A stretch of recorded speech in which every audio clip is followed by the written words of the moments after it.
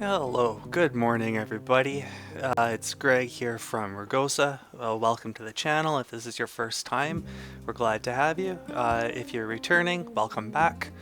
I hope to earn your like and subscription today. We are, you know what? We're looking at corn again. Another corn video. Corn is the gift that keeps on giving. My good. Oh, here, I'll close my Go game. Getting a nice little trap going on there, though. I might be able to capture the whole complex. We'll see. Okay. So again, like yesterday, I'm in the midst of my S&P trading, and periodically I'm looking over to see what's happening with corn. And last I saw it, it was at 527. And now it's 536. I mean, 527. When did I last look? 10:45. Goodness, like half hour ago, something like that. And then just boom, some huge volume came through, pushed this thing up, and it has completely run over the position here. At 25 and a half is what it's pricing out at. And if I wanted to roll out, I couldn't even roll out to a credit here to get more space. Oh, and it looks like the S&P is running. Side interesting note here: we've got Nvidia earnings this evening or after close, and that is juicing the volatility, I believe, in the S&P 500 complex right now.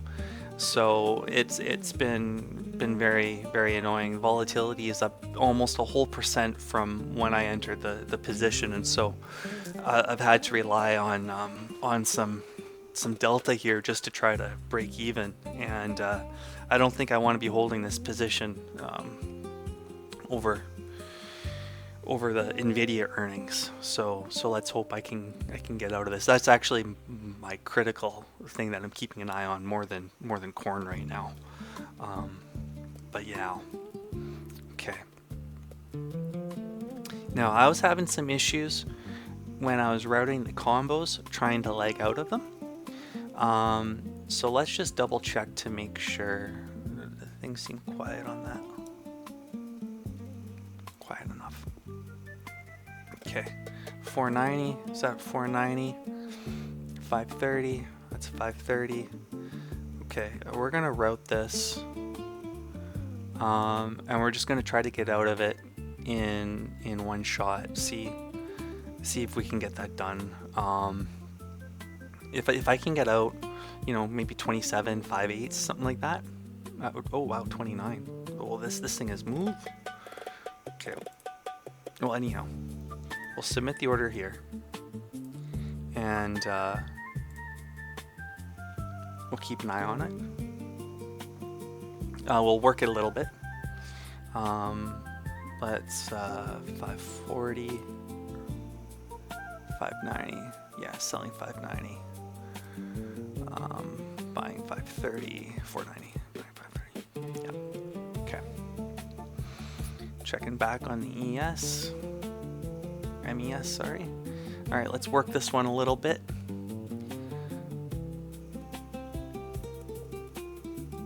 Why is the depth of market not moving for me here? Come on. That's why are you not? That is super unhelpful. Let's see if changing this.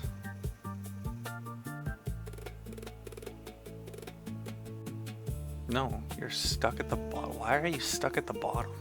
Okay, whatever. I don't need depth of market to work my order. We got this thing.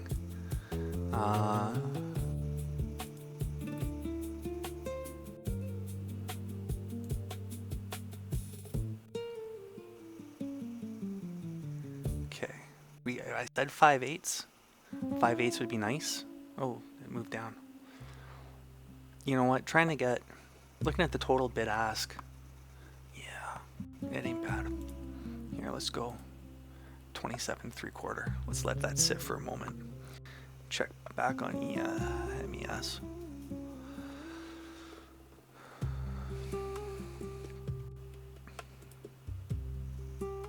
You guys get a little bit of watching me do everything at once right now. Okay. All right, we're sitting on the bid.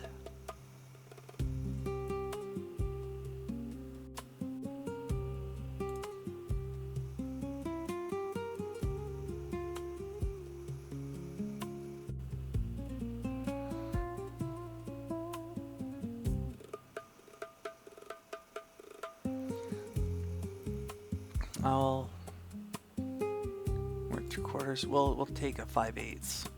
We'll update that. And we'll let you sit while I watch some more S&P.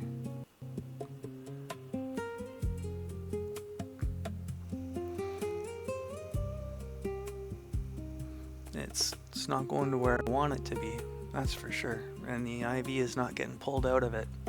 Very annoying.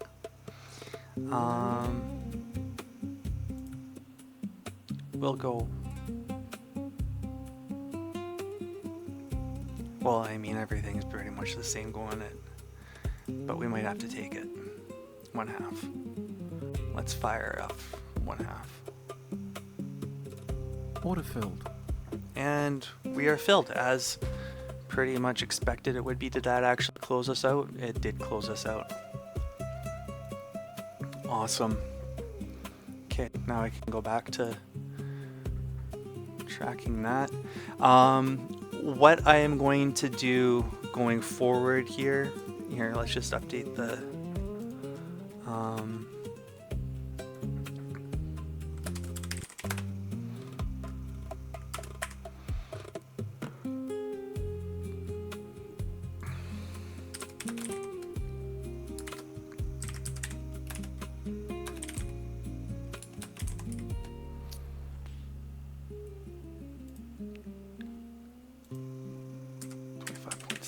%.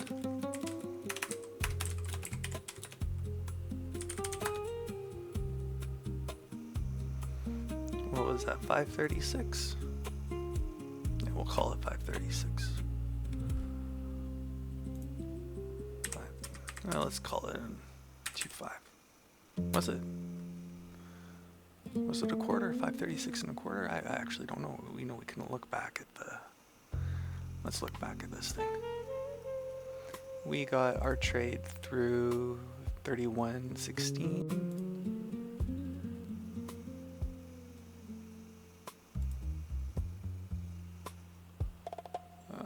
31.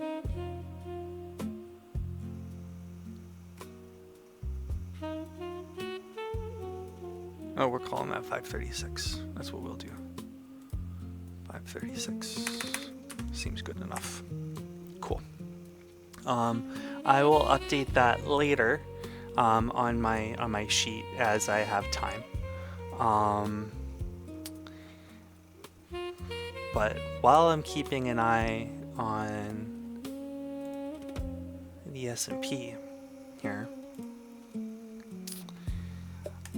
let's just kind of run through what my thought is right now in corn. Is that corn? Yeah. So here we've got just a huge run. You know, the run's gone so much that it's compressed this wonderful chart here. Before, you know, it was very large, and now it's rather compressed. But the planting highs, 505. We're about 5.75% above that. And the planting was going for remove all trend lines. You know, it's assuming generally a good harvest, you know, estimated acreage, stuff like that. We know that there is more acreage out there now than was estimated, but there's a lower bushel count. There's also some storage logistics issues, and then there are some trade considerations, trade war considerations for us to think about, which makes things a little tricky, perhaps. Let's go back to. So we've just got a massive run, and 36 for. We've got 14 and a half spread between December and March in this year, and in next calendar year for the 2027 harvest, it's looking more like a 10-point spread. So there's 4 points more of carry if you're holding the physical through into December, comparatively year over year. So there's definitely a premium for being held over, although in my mind, and perhaps some of you that have more experience in agriculture can correct me on this, but to me it feels like there is an extra 4 points of upside risk or upside movement in the December contract compared to the March contract. And that could be enough to make or break a trade. I mean, it's not every year you get a run like this, and this run has me honestly a little concerned. But yeah, let's look here at the options contracts. September is getting into 30 days. It's, in my mind, it's not worth selling a call on the 30 days. There's gamma starts ramping up, or gamma effects start ramping up too much around that window. So the risk metrics are just a little bit off in terms of position construction. At 58 days in the October contract, we're looking at, it's just outside of our window on when theta really starts to accelerate and starts to work in our favor.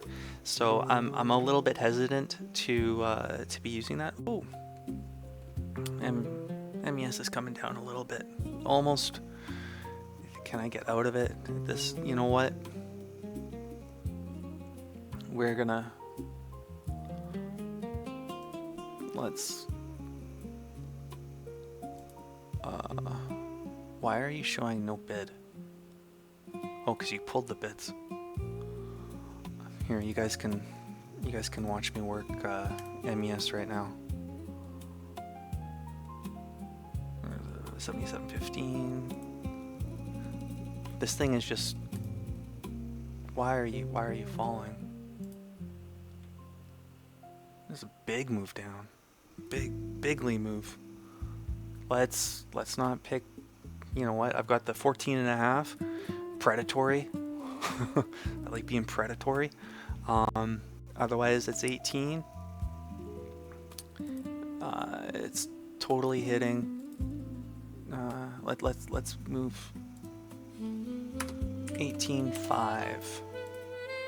Maybe we'll get fill 18.5. Probably not. But I'll work this thing a little bit hard here.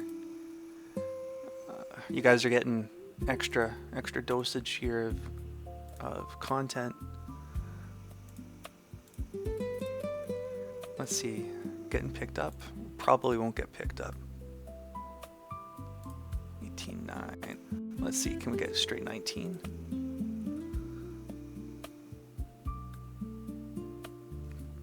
Probably should have just thrown on 19 right at the get-go. But with a move down like this, are we still moving down? Yeah, we are. And still, they have pulled their quotes. People tell me that market makers don't panic. These algorithms don't panic. Pulling quotes, if that's not panic, I don't know what is. If you're not in the, if you're not giving prices, you're standing on the sidelines with your hands in the pockets. If your job is to make markets, I think you should be providing quotes. A little bit of pop and volatility, whatever. That's life. Citadel has enough money to figure it out, right? Um, I don't. I didn't intend for this to go on a video of me getting out of this MES. Oh wow, this thing is really running. Let's go down 17.8. I did not intend to make this a video of this trading in here. You know, I wanted to be talking about corn, and I'll get back to corn, but I need to get out of this thing here. So you know, watch me do it. Let me try to get out for a good price. You're still not taking it. I'm watching, because the markets are so wide and also because they're not even non-existent, I have to price off the big board, off the ES contracts for MES. And I know that they like to fill you a little bit above what's being, I will take 18.5. You're not going to give me 18.5. Come on. 18.5 is a good price. Take this thing, I'll give you 18.6. No, you're not taking that. Back 18.5. Still, only person quoting this. The amount of people quoting options right now here are 1, 2, 3. Oh, that guy's got an 8 lot. Yeah, well, 8 lot 420. The guy's probably had too much to smoke this morning. 8 lot 420. But still, this is once this thing comes through, it should be like bam, bam, bam. Come on. Alright,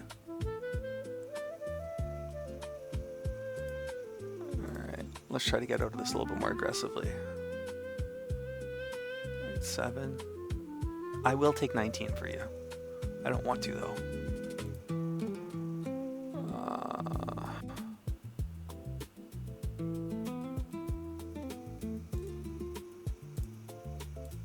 Okay, let's just throw it at 19. See if it grabs that. It's not grabbing that. Come on. These options here were meant to make it easier for retail to trade, and if retail can't trade, what's the point? These new cash settle options have caused me more headaches than they have conveniences. Apparently, they were introduced because brokers were having issues with assignments or something like that. I don't know. I guess people were running 0 days or 1 days or something, or deep in the money, and they were getting assigned, and then they're happening like Friday at close, and it was just, you know, throwing risk just nuts over portfolios. I mean, they can still do that on the monthlies and the quarterlies, but like, come on. All right, you're going even lower down, so we're going lower. I mean, I am not giving you free tendies. We're not a charity.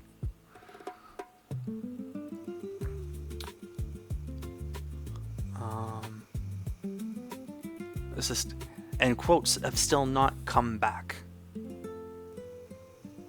Market is a ghost town. How can you not provide quotes? I mean, I can pick up. No, I don't want to pick up. I don't want to zero the deltas with static. The static position. That's like just a good way to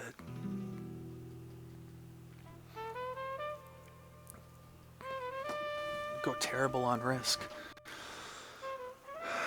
Come on.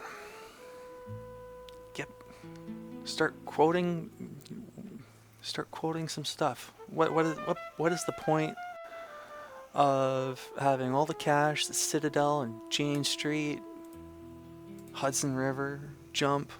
What are they doing? Susquehanna? Pick me up, Susquehanna. You know you want to. I'm giving you a fair value here. I'm giving you a couple ticks more than what's on offer here in NES. Somebody come play. This is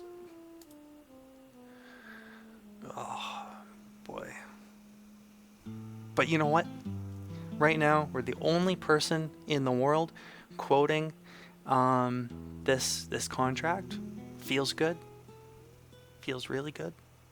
You know, we're doing our part for global economy.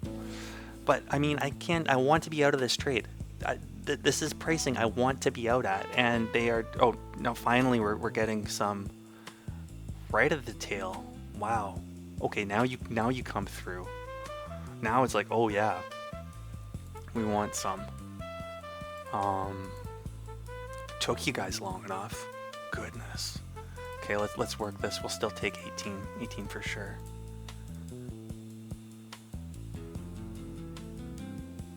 Goodness. Order filled. There we go. 17.9. Oh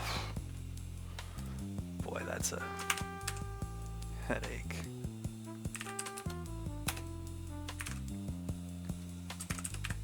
Okay, just make a note on that.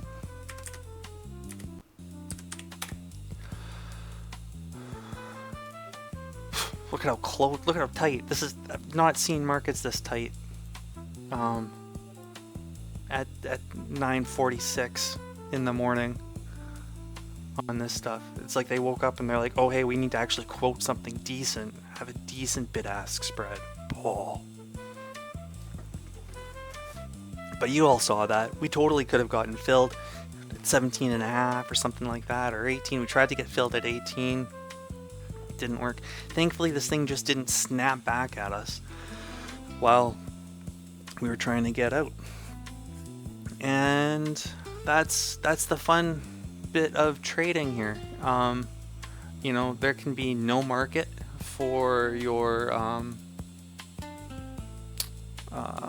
trade, and if there's no market, no one is going to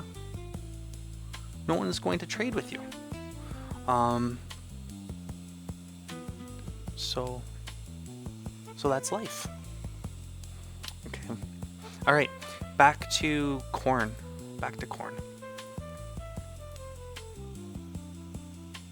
Okay. So on 58, here, we can pull this thing. I am done with you for the day. So we can look up. Okay. We can see here that current implied volatility is above 30-day implied volatility, and I think this is the 1 year or something volatility of like 19. Usually, you know, like planting season and logistics and stuff, this is not huge volatility. The volatility comes like right now. This is prime volatility time for corn. The August WASD moving into October WASD, also November WASD, and then usually there's no real reliable harvest information until let's just what is this thing pricing at right now? I gotta look. What was what were we 77.15? 77.15. Ha! Alright. That feels good, bro. Feels good, man. We got a good price. Okay, sorry about that. Okay, so November WASD gives, you know, kind of a big update on how the harvest is really gone, but we won't know what final bushel counts are going to be really until like December WASD or January, and even then things can get revised. Things are constantly revised. We had total bushel counts from 2025 harvest revised you know, this past summer, if I recall correctly. So, you know, things there's no point in trying to be perfect when, even if you had perfect data, the market and market participants are not running off perfect data, and you can really just kind of put yourself into a bit of a hard spot. Now, The next position here, since we have completely zeroed out on corn, and yeah, let's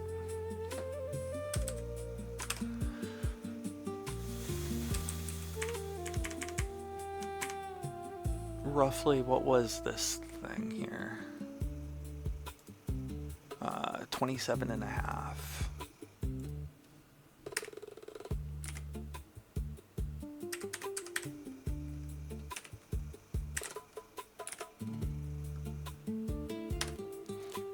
And that should be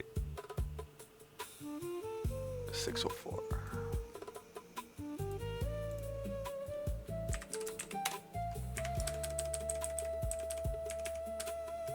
All right, so on corn, after commissions, we're at $582, which that's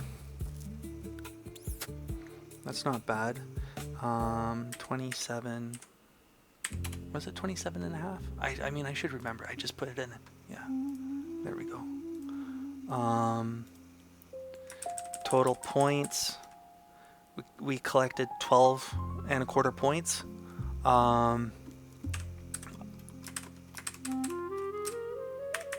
I should. I mean, I don't think it's so bad. But anyhow, 12 and a quarter points. I like 12 and a quarter points. 12 and a quarter points is happy. But what to do next? The big thing is what to do next. What do we do with this little bit of corn here?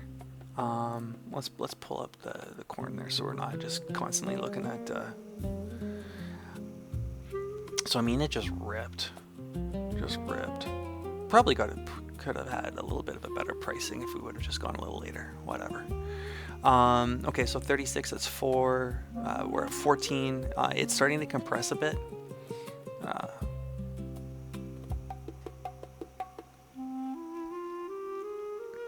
But 14 and a quarter. I mean, before it was trading at 15. Also, the September's really come through. When does September end? Description. Expiration 14th.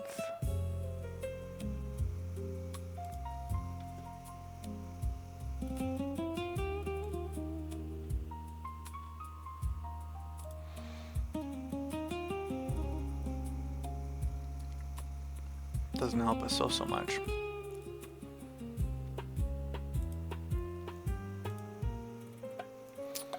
Doesn't help us so much. No. But I mean, what do we want to do? We could play for more of that spread compression, and we could use perhaps the micro futures to do maybe long December, short March.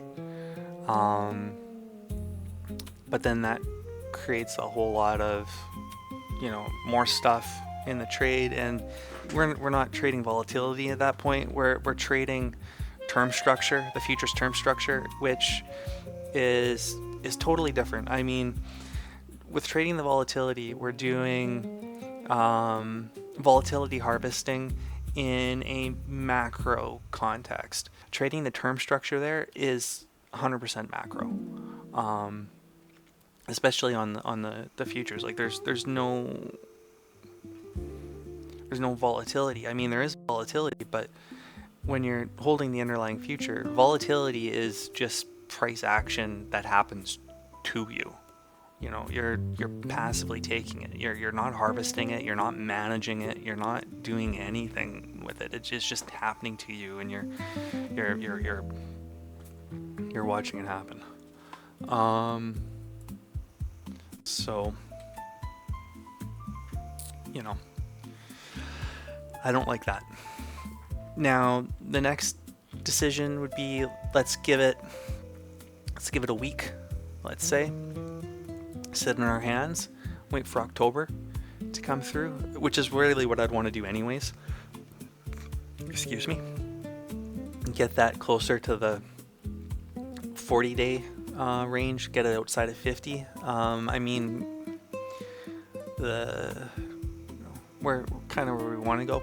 Now, in terms of poor man covered call management, I like to be at least 3 contracts, like 3 months out. So that's why and this is why I like the harvest season for corn, because it just fits the way that I like to manage this kind of position anyways. I'm able to take the long in November, and then I've got September and October, and then November if I have to have it, in ways of being able to defend my position. It's all about defending the position. It's not about trying to make money. It's about trying to just not lose it, in the process of picking up cash. And did we pick up cash? Yeah, we got, what was that, like 12.25 points. It's nothing to sneeze at. But what does this mean going forward?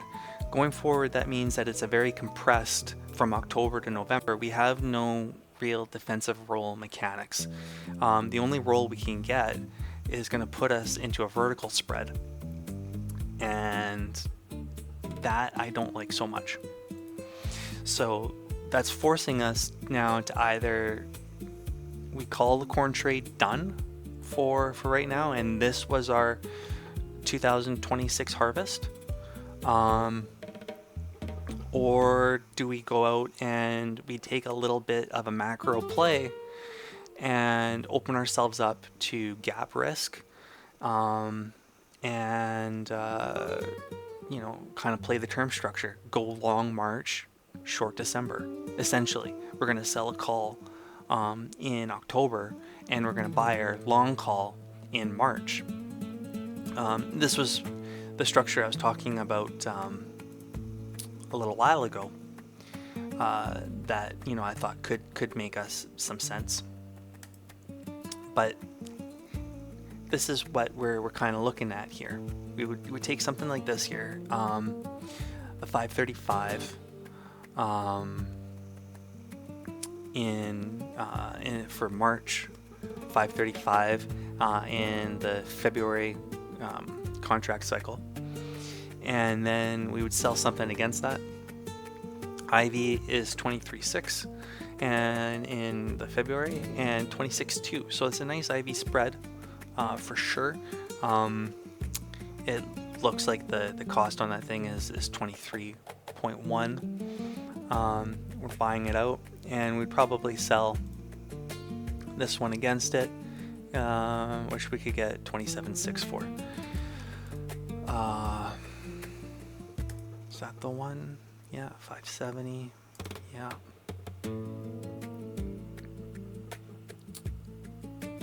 So that doesn't seem so bad. It brings us 31 points. This is a much longer kind of trade for sure. But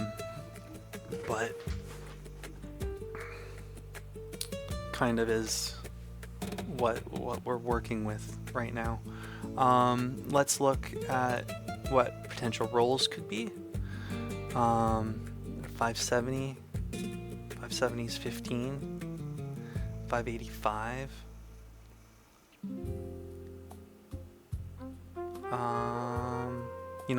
Let's go 580. Kind of rolling for 10 points. Always seems like it could make some sense. Instead of just trying to be spectacular with things. Now 580 in November at 13.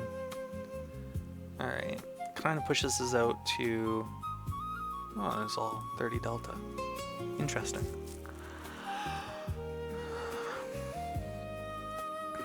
So it pushes us out to here. We got a 535.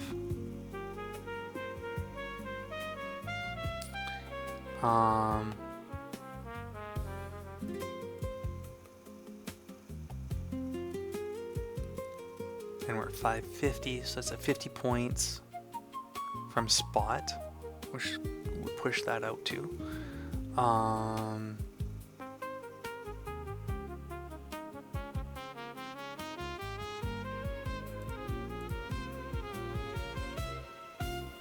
I mean, it doesn't seem so bad. It really doesn't seem so bad.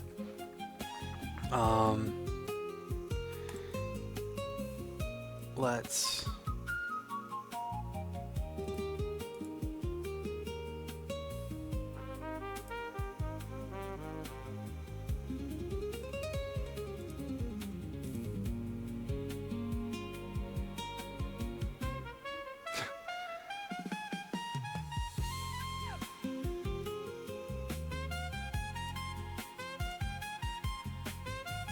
All right.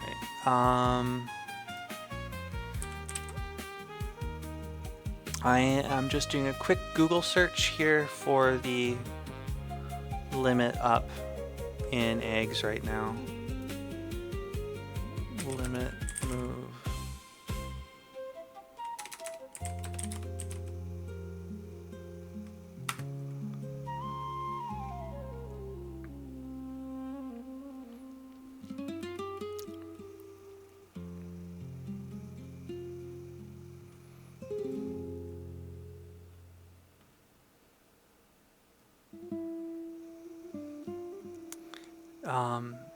These things can, I mean, we can have a limit open over the weekend or something like that, and really throw a wrench in our ability to manage the position.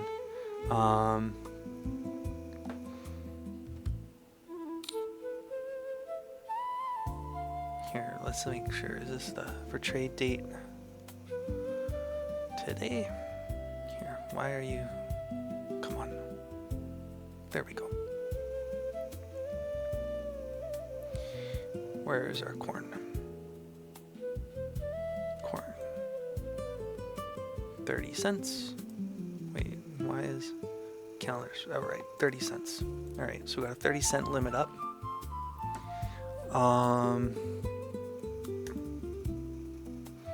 30 cents limit up.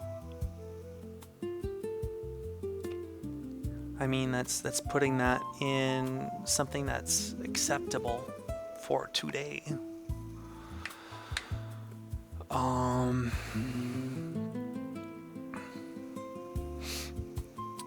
But I don't want to get in on corn again right now in October because of the 58 days to expiry, and also I want to give some time for some price action to settle.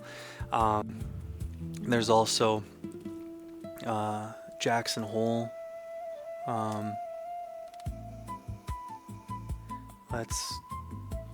When is Jackson?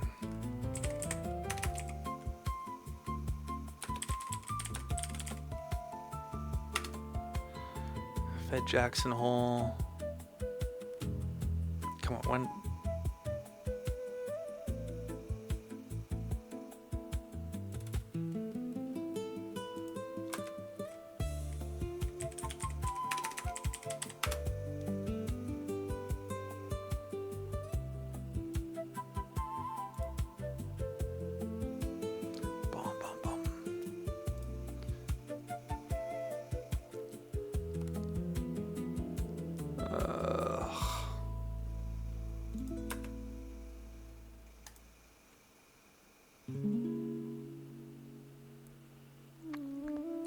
Okay, there we go.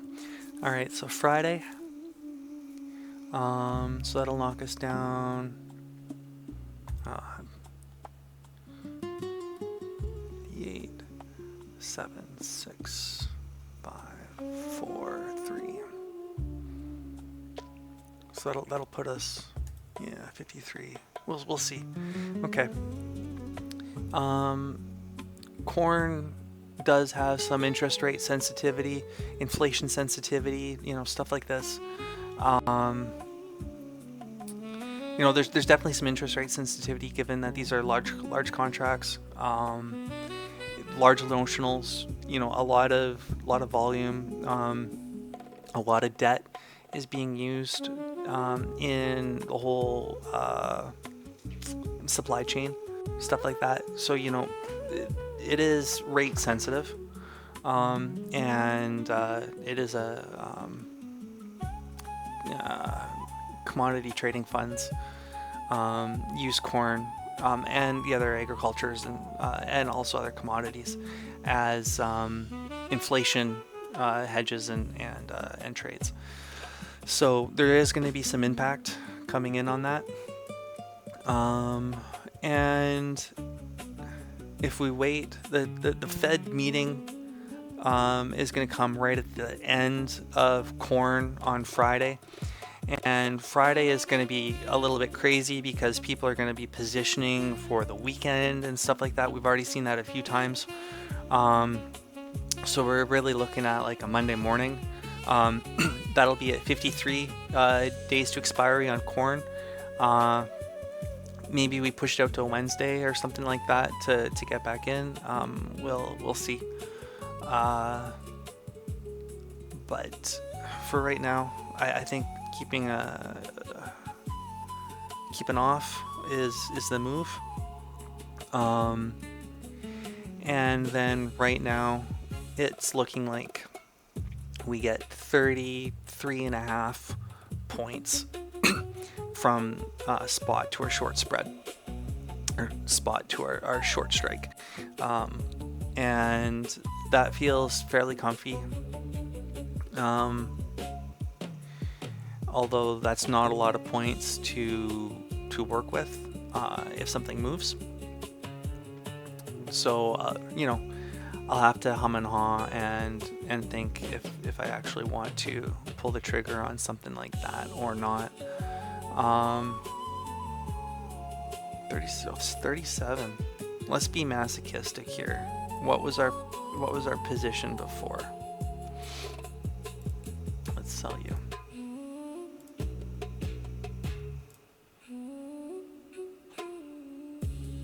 Oh, we could have gotten better. No, obviously. Whatever. I wanted to lock in some gains, and we had no idea it was going to go up to 37. Anyhow, okay, so this is what is on the docket. We're just going to sit back, watch some price action, see how things run, and kind of look to get back in perhaps a week from now, around the 51 DTE for October. Hopefully there's still more than 30 points of spread from spot to our short leg, and which will give us a little bit of cushion in the event that there is a limit up, which is something that I would definitely want to have. Because honestly, the limit up thing does kind of scare me a bit, especially, we've had 15. Did we have a 20-point day? I don't know if we had a 20-point day, but I mean, we're having a 12.5, 13.5 point day right now. That's a little less than halfway to limit up, and this just seems kind of like I don't know, to me it seems like a regular Wednesday. I'm not sure. Anyhow, kind of rambling. But yeah, here we are. So we're gonna sit on our hands for a bit, and let things adjust. We don't need to be in every single day. I mean, the luxury we have of trading the financial instruments rather than plants in the ground, corn, actual physical corn, is that we can take some time off. We can let the market just be the market. We don't have to interact with it. I mean, we don't have to worry about what's happening in our field right now. We can just take the field off the table and decide to put it back on, whenever. And it's not going to cost us any more money, which is the wonderful thing here too. I mean, let's look at the margin impact.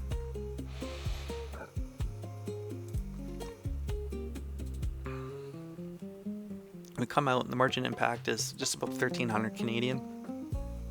Basically,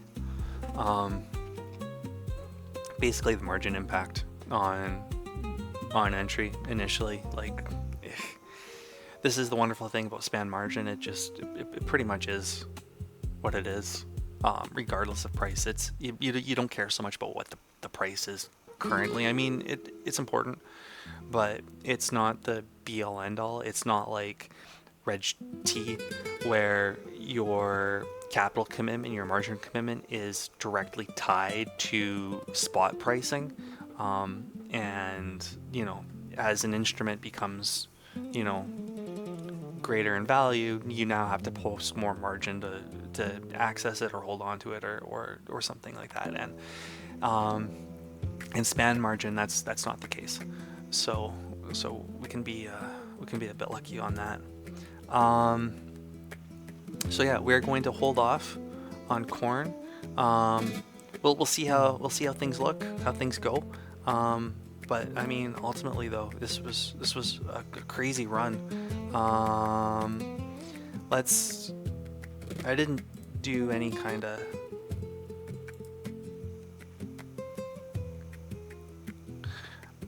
I didn't run you guys through how corn was moving here, in terms of block trading and stuff like that.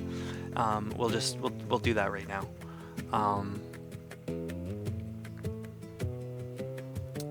So started on Monday. We're moving out a lot in September here. 4,600 contracts. Net gain 4,600 contracts across corn. Decent sized block trade came through in December, and tons of exchange for physical in September, which makes a lot of sense right now. Tuesday, slight decrease, 36. Overall in the week, we're still net positive on contracts being taken up. So there you are. A lot more exchange for physical, and a lot of movement out of there. It looks like a lot of volume is starting to move into March. So that's also a thing that I'm keeping in mind for the next position. Oh, corn has pulled back a few points. You know what? Like, you gotta just throw your order, close it out, do whatever, and be happy with it at the time. You can't always look in the rearview mirror. You can't always be masochistic. Anyhow, thanks for sticking with me to watch me trade S&P. Get out of that. Thanks for watching the corn come through. And just to give a quick update, we've ran corn for like a week now. 5 trading days, was it? How many trading days in corn?